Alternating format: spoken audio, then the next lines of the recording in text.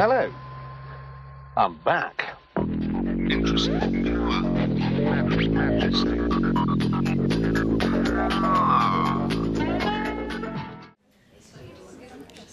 Good evening, ladies and gentlemen. You join us here at the National Motor Museum for a lecture on the history of the motor car, delivered by the celebrated motoring authority, Mr. Jeremy Clarkson.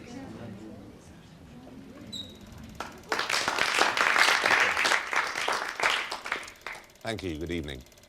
The motor car was invented in 1885 in Mannheim, Germany, by Carl Benz and the other one. And for the next 70-odd years, there were loads more, really thousands of them. And they all looked basically the same, really. They all had headlamps here, notably. For the next few years, it looked a bit better. Some of them were red or green or blue, and they all broke down and went rusty. The name was good too. Go long on the A. Stag. I have a stag. It has active yaw control. I have no idea what that is or what it does, but I want it so much it hurts. And you do too. You need to go to the pub with a car with active yaw control and say, "Hey everyone, I've got active yaw control." You do. You do. Road testers were startled to find that it could do 0 to 60 in 6.6 seconds. But it's f***ing useless at braking. This way. If we were to make this programme in the same way that British Leyland made cars back then, I wouldn't have told the director what I wanted to say, and he wouldn't have told the cameraman where I was going to stand, and the cameraman wouldn't have bothered focusing properly, because he was going to get paid anyway, whether it was in focus or not. There was no sense of community living. I guess it was like being in a tower block. Everyone under one roof, but everyone leading different lives. The people in flat 46, for instance, wouldn't help the people in flat 52 with the housekeeping. The people in flat 87 wouldn't go and cook for the people in flat.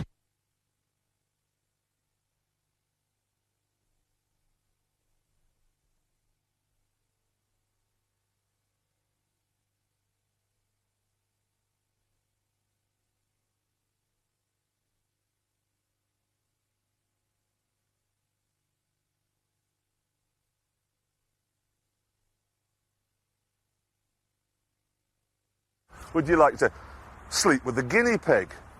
But the most amazing thing is that... Oh, sorry, it's R5. That's it, I'm off. This mad car, designed by a group of people who seemingly never met, is called the Fit Multiplier. It's 4 inches shorter than the hatchback on which it's based, but crucially, it's 5 inches wider. This means that there's space inside for 6 on 2 rows of 3, and that means there are no seats in the boot, which is therefore big enough for things. As a piece of straightforward, logical thinking, it's a masterpiece. Daddy's happy because it costs $13,000. Mummy's happy because she doesn't have to put the kids in the crumple zone. The children are happy because it's got a mad dash, and the dog's happy because it's on television again. But best of all, Victoria's friend can go too. She doesn't have to stay at home and eat worms. The Morris Marina versus the Austin Allegro. I've always wanted to do this. Decide once and for all which one's worse. With the Allegro, they set out to reinvent the wheel. No, really, they did. Look, it's got a square steering wheel. And I'd love to have been at the meeting where they decided to do this, because somebody must have stood up and said, I know, let's fit a square steering wheel. And instead of throwing pens at him, everyone else must have gone, square? Good idea. Now, with the Marina, they set out to invent absolutely nothing at all. Look, it's got a round wheel. And I'd love to have been at the meeting where they decided to do this, because someone must have stood up and said, hey, let's put a round wheel in it. And everyone else, instead of saying, oh, come on, stop being so unimaginative, why can't we have a dodecahedron? They all went, round. Good idea.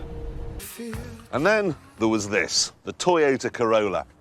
By adopting a no-nonsense attitude to... Just bear with me for a second.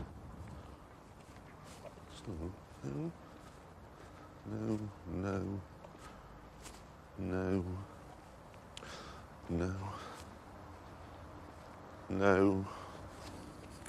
Oh, sorry, here it is, sorry. The Toyota Corolla went on to become the best-selling car the world has ever seen. This is the joy of open-top motoring in Britain.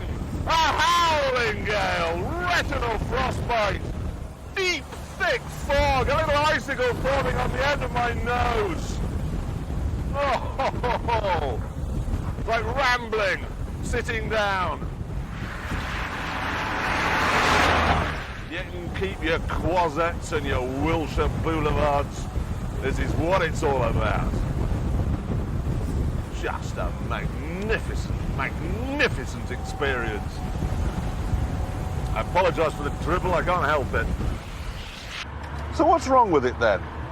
Well, predictably, it's a copy. They've tried to make it look like a Ferrari and it hasn't really worked at all. Let me show you what I'm on about.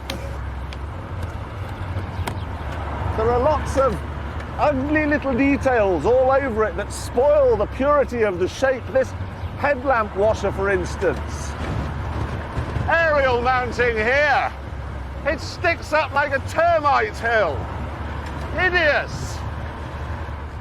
And look at this door lock here.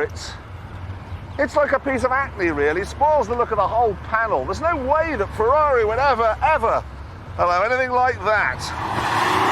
And here it is, the Alfa Romeo Arna. Now, it might have worked if they'd married Japanese build quality to Italian design flair, but they did it the other way around. So what we ended up with was a terribly ugly Nissan Cherry that had Alfa Sud electrics. Can you imagine anything worse?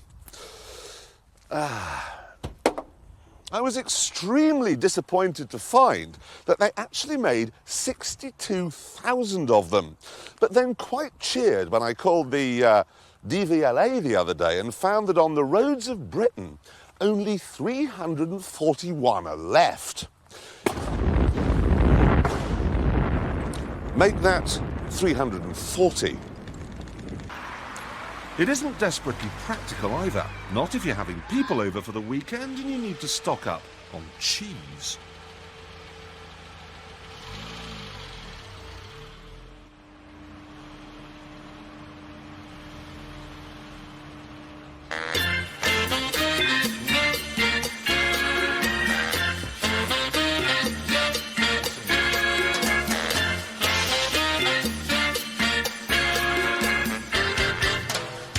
Look at this. Whoa. Look. Wensleydale with blueberries. It's fantastic.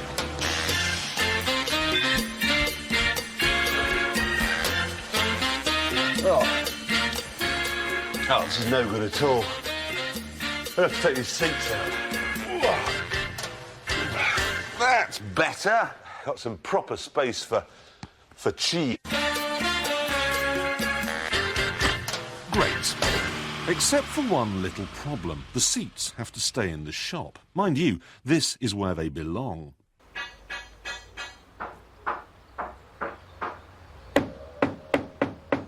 The Brit likes to make his sports car in a shed, and I'm doing that now. As you can see, I've got a simple ladder chassis, wheels, engine at the front. European rules means I have to have some kind of instrument binnacle, which I'm going to attach now to the to the dashboard, well, that's why we like wooden dashboards in Britain. There we are. It's easier to get the nails into. Right, just remains for me to put a seat on it. Fully adjustable, of course. You can have it here, or should the little lady wish to drive it at weekends or something, put it there. And there we are. No bodywork, of course. I mean, what do you need bodywork for? The Daihatsu Compagno Bellino. Obviously, with the power of hindsight, I'm able to see that this does have a number of endearing features. It's got a sweet little gear change, it's got a lovely engine, excellent all-round visibility, opening quarter lights, but contemporary road testers thought it was a bit of a joke. Oh, how they laughed. Those Japanese are building cars, they went. They said that the acceleration was too slow to record, and they may have had a point on that one. They also said that the brake linings were made out of bamboo. They pointed out that its nipples had to be greased every 500 miles and that it cost £800, 300 more than a Mini.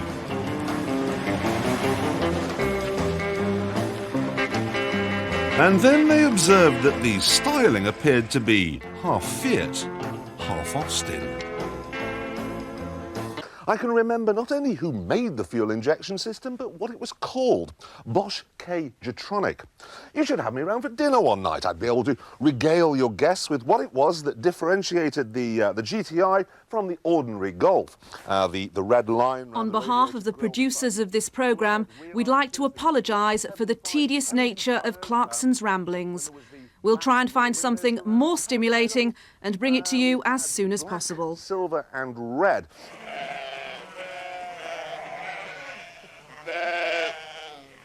And I never even had one of these things. I went for the coupe version, the Scirocco. Now, as you can see from this photograph, it has the bigger indicator lenses, indicating that it is in fact a Mark II version of the Mark I, but a Mark I version of the original injected cars.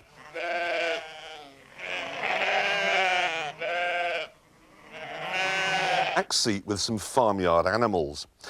Other things, it had a yellow main beam warning light, which was unusual, as most cars, of course, tend to be blue. And the 1781cc version had a trip computer. Shut up! I hadn't finished. I'd nowhere near finished. Good evening. To understand the massive changes that were going on in the world motoring climate, you need to take a global view. In 1978, Detroit was basking under a warm front. General Motors made 14.9 cars per employee, and they considered this to be pretty good. And it was compared to what was happening in Italy. Here, they were experiencing a period of extremely low production. Alfa Romeo made just 6 cars per employee. Whereas in Japan, the sun was shining brightly, rising over the whole country. Toyota made not 6, not 14.9, but 43 cars per employee in 1978. The outlook was good. No, the outlook was very good. Japan was on its way to becoming the most successful automotive nation on Earth.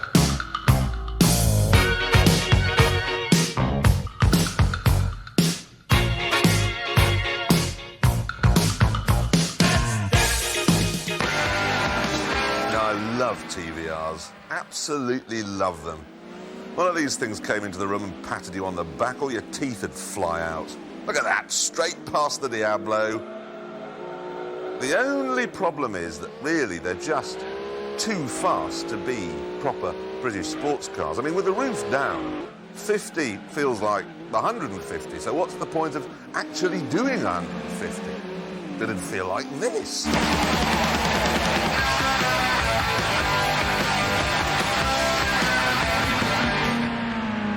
The MGF is much slower, but I like it a lot. The only problem is that it's a bit limp of wrist. I think if it were a person, it would be called Julian. Oh, now I've crashed. Come on, Julian. Come on, overtake this yellow car. Come on, Julian.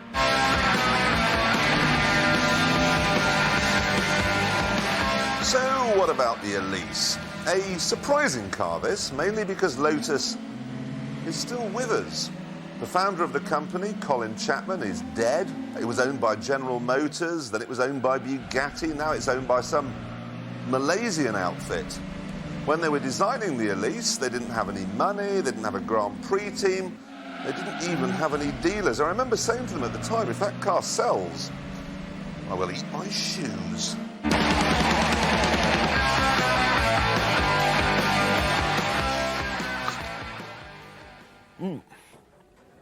You see, the thing is that Lotus had remembered what I'd forgotten, that the British like a bit of discomfort.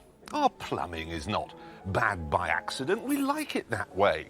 We could get our trains to run on time, but we choose not to because we enjoy standing around on the platform, moaning. Then there's the interior. Ordinarily in a Japanese car, you look at the dashboard and think, oh dear. But in this, you think, my word, what's that?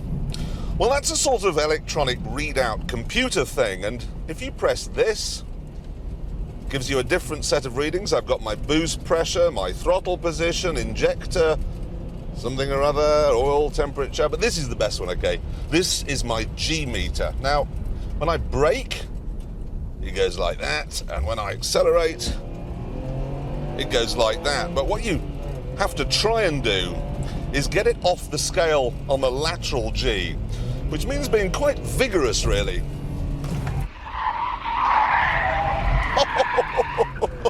Right off the scale, then. More than 1 G while cornering. That's it. 20.85 litres. And now we have to do the maths. Okay, that's 20.85 litres. Now we'll convert that from Euro babble into English by dividing it by 4.546 equals 4.58 gallons. We'll make a note of that. 4.5864 gallons. Okie doke. Now then, we did 41.7 miles divided by 4.5864 miles to the gallon coming up, everybody. 9 miles to the gallon! I tell you, people who have off-road cars are stupid and mad. They should be driven from the roads and birched to within an inch of their lives. Off-road cars are daft, antisocial and idiotic, and the people who drive them are fools. This is mine. It's a 4-litre, 24-valve, 6-cylinder, 2.5-ton... what's the word? Monster. Well, I need an off-roader because where I live, the routes into town are so congested that the best way to school is down here. We're on a road to nowhere.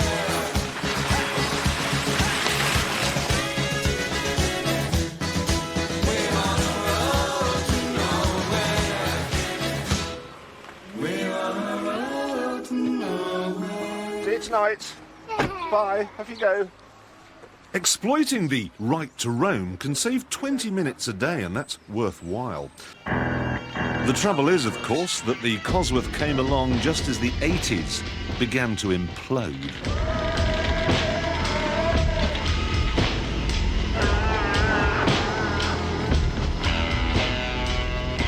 New words became etched on the national consciousness. Blackbird lease, ram raiding.